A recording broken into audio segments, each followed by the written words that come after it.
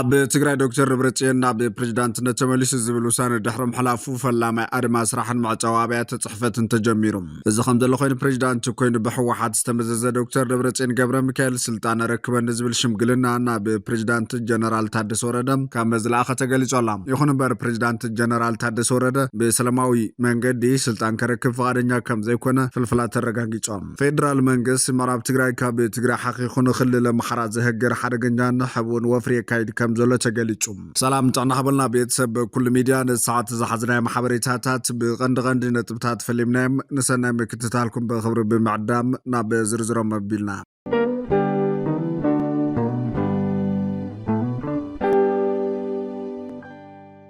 ኣብ ትግራይ ዶክተር ደብረጽዮን ገብረ ሚካኤል ናብ ፕሬዝዳንትነት ተመሊሱ ዝብል ውሳነ ድሕሪ ምሕላፉ ፈላማይ ኣድማ ስራሕን ማዕጻው ኣብያተ ጽሕፈትን ተጀሚሮም ሰራሕተኛታት ቤት ጽሕፈት ዓቃቢ ሕጊ ክፍለ ከተማ ቀዳማይ ወያነ ስራሕ ደው ኣቢሎም ኣሎም ኣብ ከተማ መቐለ ክፍለ ከተማ ቀዳማይ ወያነ ዝርከቡ ሰራሕተኛታት ቤት ጽሕፈት ዓቃቢ ሕጊ ናዋርሕ ዝተናውሐ ናይ ማህያ ክፍሊት ብዘይምፍጻሙ ስራሕ ደው ናይ ምባል ምንቅስቓስ ከም ዝጀመሩ ተገሊጾም እቶም ሰራሕተኛታት ነቲ ወሲዶምዎ ዘለዉ ስጉምቲ ብዝምልከት ኣብ ዝሃብዎ ሓበሬታ ብሰንኪቲ ንነዊሕ ግዜ ዝተሰሓበ ክፍሊት ማህያን መናብሮም ክመርሑ ብዘይምኻሎም ካብ ትማል ጀሚሮም ስራሕ ጠጠው ንኸብሉ ከም ዝተገደዱ ኣፍሊጦም ኣሎም እዚ ስራሕ ደው ምባል ሰራሕተኛ መንግስቲ ቅድሚ ሕዚ እውን ብሰንኪ ደሞዝን ካልኦት ምኽንያታትን ኣብ ዝተፈላለዩ እዋናት ዝተኻየደ እኳ እንተኾነ ሓዚ ሕወሓት ዝወሰደ ውሳነ ሙሉእ ብምሉእ ምስ ፌደራል መንግስቲ ዘቆራርፅ ውሳነ ብምዃኑ እተን ብዝተወሰነ መልክዑ እናተንጠባጠባ ዝመፃ ዝነበራ በጀት ሙሉእ ብምሉእ ከይቋረፃ እሞ ኣብ ትግራይ ቢሮታትን ኣብያተ ጽሕፈትን ብሰንኪ ሓፅረት በጀትን ማህያ ዘይምኽፋልን ስራሕን መሊአን ደው ከየብላ ስጋኣት ተሓዲረላ እዚ ከም ዘሎ ኮይኑ ፕሬዝዳንት ኮይኑ ብሕወሓት ዝተመዘዘ ዶክተር ደብረጽዮን ገብረ ሚካኤል ስልጣን ረክበን ዝብል ሽምግልና ናብ ፕሬዝዳንት ጀነራል ታደሰ ወረደ ከም ዝለኣኸ ተገሊጾም ይኹን እምበር ፕሬዝዳንት ጀነራል ታደሰ ወረደ ብሰላማዊ መንገዲ ስልጣን ከረክብ ፈቃደኛ ከም ዘይኮነ ፍልፍላት ተረጋጊጾም ሕወሓት ኣብ ዝቐረበዋን ብዝሓለፈ ውሳነ መሰረት ዝተኣከበ ቤት ምኽሪ መንግስቲ ትግራይ ንዶክተር ደብረጽዮን ገብረ ሚካኤል ፕሬዝዳንት ትኽልል ክኸውን ከም ዝመረፀ ይፍለጥ እዩ ኣብ መንጎ መንግስቲ ኢትዮጵያን ህዝባዊ ወያነ ሓርነት ትግራይን 23 ጥቅምት 2015 ዓ.ም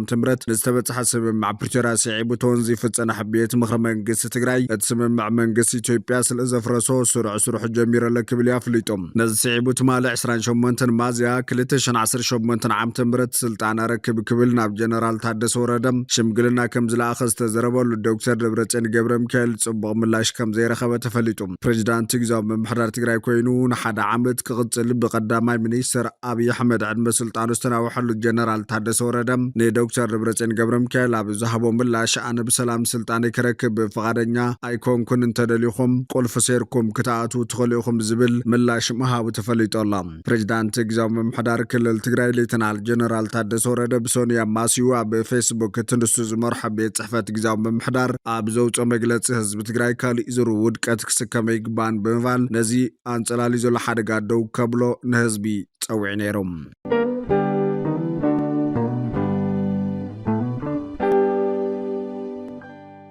ፌደራል መንግስቲ ምዕራብ ትግራይ ካብ ትግራይ ሓቂኹን ክልል ኣምሓራ ዝህግር ሓደገኛን ሕቡእን ወፍሪ የካይድ ከም ዘሎ ተገሊጾም መንግስቲ ፌደራል ኣብ ጉዳይ ምዕራብ ትግራይ ዝኽተሎ ዘሎ ርእይ ምልካውን ቀይድ በተኽን ኣካይዳ ንውዕል ፕሪቶሪያ ብግልፂ ዝተሓሰ እዩ ተባሂሎም ንጉዳይ ምዕራብ ትግራይ ምርኣይ ዝተሰኣኖ ስምምዕነት ሰላም ፕሪቶሪያ ብትሕቲ ዝብል ኣርእስቲ ብገብረ ሚካኤል ነጋሽ ተጻሒፉ ኣዲስ ስታንዳርድ ሒዝዋ ብዝወፀ ጸብጻብ ከም ዘመላኸቶ ካብ ዝፍረም 3 ዓመታት ዝሓለፈ ሰነድ ስምምዕነት ፕሪቶሪያ ዋላ እኳ ብኣጽዋር ዝግበር ተጻብኦ ደው እንተበለም ተጽቢት ኣብ ዝተገብረሎም ጉዳያት ናብ ሕገ መንግስታዊ ስርዓት ምምላስን ፍትሕን ምርግጋጽን ዝኾነ ስራሕ ክስራሕ ኣይከኣለን ይብል ብወገን ኢትዮጵያ ዘሎ ሓደገኛ ኩነታት ድማ ብጉዳይ ምዕራብ ትግራይ ዘሎ ዝተኸወለን ዝዓንቀፅን ኩነታት ምርኣይ ምዃኑ ይገልጽ ጉዳይ ምዕራብ ትግራይ ብመንግስቲ ፌደራል ክሕባእን ከይንገረሉን ዝግበር ዘሎ ዛዕባ ምዃኑ ዝገልጽ ኣዲስ ስታንዳርድ ድሕሪ ኩናትን ኣብ ዝነበረ ስርዓት ክምለስ ልዕልነት ሕጊ ክኽበርን ብሰላም ሓቢርካ ምንባርን ዝነበረ ተስፋ ተሪፉ ብስርዓት ምምሕዳራዊ በደል ዝረኣየሉ ምዝባል ደቂ ዓዲ ዝቐጸለሉም ካብ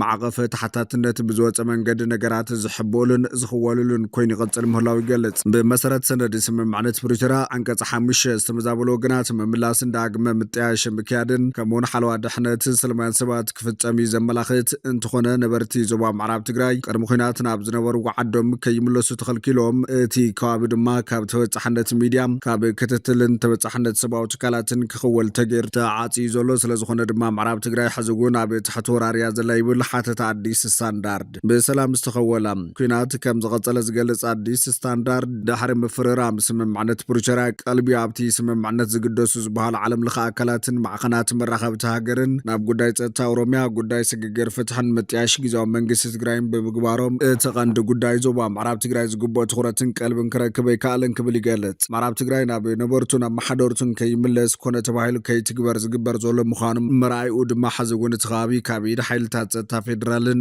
መንግስቲ ኣምሓራን ክወፅእ ዘይምኽኣሉን ብዘይ ግልፂ ትእዛዝ ተሓታትነት ብዘይብሉ መንገዲ ከም ድልዮም ዝገብርሉ ዘለዎ ምዃኖም የስምር ኣሎ። ጋዜጠኛታት ከም ድልየቶም ከይኣትዉ ድርትነተሎ ወኪላት ሕቡራት ሃገራትን ሰብኣዊ ትካላትን እንተኸይዶም ካብ ሕሞራ ወፂኦም ዝርኢሉ ዕድላት ዝተገደበ ይብል ሓተታ ኣዲስ ስታንዳርድ። ኣብ ዞባ ምዕራብ ትግራይ ከቢድ ወፅዓን በደልን ይወርድ ኣሎ። ኣብ ልዕሊ መንነት ትግራይ ዘለዎም ብሃበ ተረኽባ ብዘይ ስሩዕ ክስን ብዙሕ ኣዋርሒ ይእሰሩ ተጋሩ ናብ ዓዶም ይምለሱ መሬቶም እውን ይሓዙን ዝብሉ ዓበይቲ ዓዲ ኣብ ዓይንና ኣተው ከም ዝፈራርሑ ምስ ትግራይ ዝተተሓዘ ጽሑፋት ኮነ ምልክታት ድማ ክስወር ከም ዝግበር ንዝወፀ ጸብጻብ ሂማን ራይትስ ዎች ብምጥቃስ ይገልጽ። መንግስቲ ፌደራል መምሕደራዊ ሕቶታት ቅድሚ ኩናት ናብ ዝነበረ ንምምላስ ድሌት የብሉን። እቲ ሕቶ ኣብቲ ዞባ በደላት ይፍጸም ድዩ ኣይኮነን። እቲ ሕቶም በዚ መንገዲ እዚ መንግስቲ ትግራይ ምዕራብ ትግራይ ካብ ምሕደራ ክልል ወጻኢ ኮይኑ ክመሓደር ከመይሉ ፍቓደኛ ክኸውን ይኽእል ዝብል ክብል ኣመላኺት እዮም። ካብ ትግራይ ንሕብረት ኣፍሪካ ንሰብኣዊ መሰላትን ዓለም ለኸ ትካላትን ኣብ ፈጻጽማ ዘሎ ጸገም ስምዕታታት የቐርብ እኳ እንተኾነ ዝግባእ ትኹረትን ምላሽን ዘይወሃቦ ብፍላይ ብዘይ ስሩዕ ሕገ መንግስታዊ መንገዲ ዝመሓደር ዘሎ ጉዳይ ምዕራብ ትግራይ ጥቡቕ ጠመተ ዘይተገበረሉ እዩ ክብል እቲ ጽሑፍ ኣመላኺቱ ኣሎ። ብፍላይ ሕብረት ኣፍሪካ መንግስቲ ኣሜሪካ ሕብረት ኣውሮፓን መትከላት ስምምዕነት ሰላም ፕሪቶርያ ኩሉ ናብ ንቡር ምምላስ ሓለዋ ሰብኣዊ መሰላት ክትግበር ምምላስ ተመዛበሉ ወገናትን ክትትል ዝገብሩ ምዃኖም እኳ እንተተነገረ ጉዳይ ምዕራብ ትግራይ መልክዕ ክሕዝ ዘይምኻል ግና ምስኣን ኣቓልቦን ክትትሎምን ብግልፂ ዘመላኽት ኮይኑ ዝረአ ቁሉዕ ጉዳይ እዩ ይብል እቲ ጸብጻብ። ስለዝኾነ እቲ ናብ ሰላም ዝወስድ መንገዲ መንግስቲ ፌደራል ዘዋፈሮም ኩሎም ሓይልታት ጸጥታ ካብ ምዕራብ ትግራይ ክስሕብ ይግባእ። ኣፈራርምቲ ኣካላት ንተፈጻምነት ስምምዕነት ብግብርን ብትኹረትን ክሰርሕሉ ኣብ ምዕራብ ትግራይ ዝተፈጸሙ በደላት ብሕጊ ተዳንዮም ፍታሕ ክረኽቡን ጥፋተኛታት ክሕተቱን ክግበር ይግባእ ክብል ገሊጹ ኣሎ ኣዲስ ስታንዳርድ ኣብ ጸብጻቦም።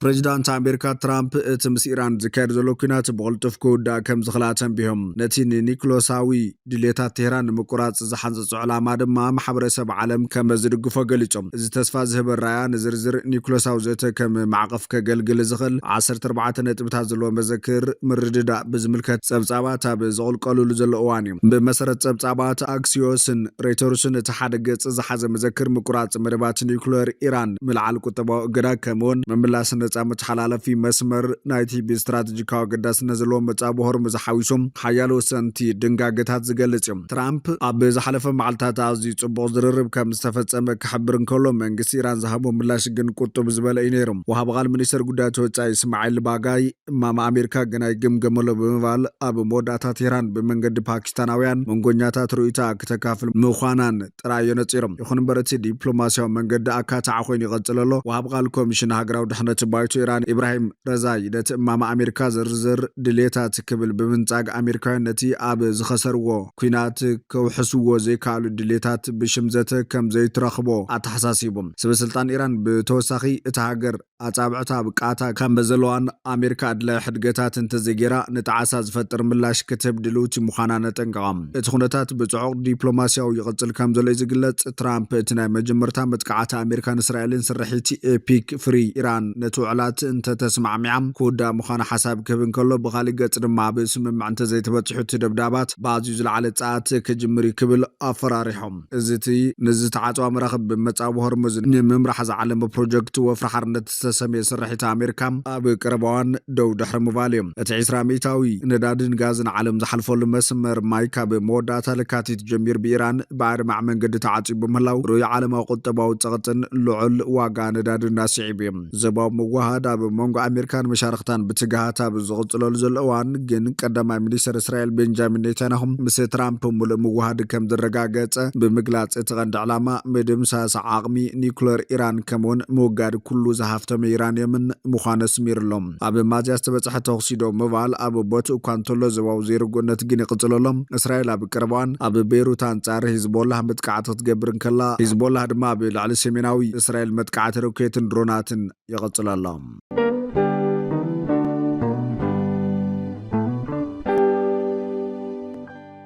ፍትዋትን ክብራትን ቤተሰብ በኩል ሚድያ ንሰዓት ዝሓዝናይ ማሕበሬታታት ነቶም ክትከታተልዎም ዝጽናሕኩም ይመስሉ ነይሮም ንሰናይ ምክትታልኩም ብምምስጋን ናብ ዝቕጽል በኻሎት ሓበሬታታት ክሳብ ምራኸብ ንምድለዋትና ላይክ ሸር ንሚድያና ሳብስክራይብ ብምግባር ቤተሰብ በኩል ሚድያ ኹኑም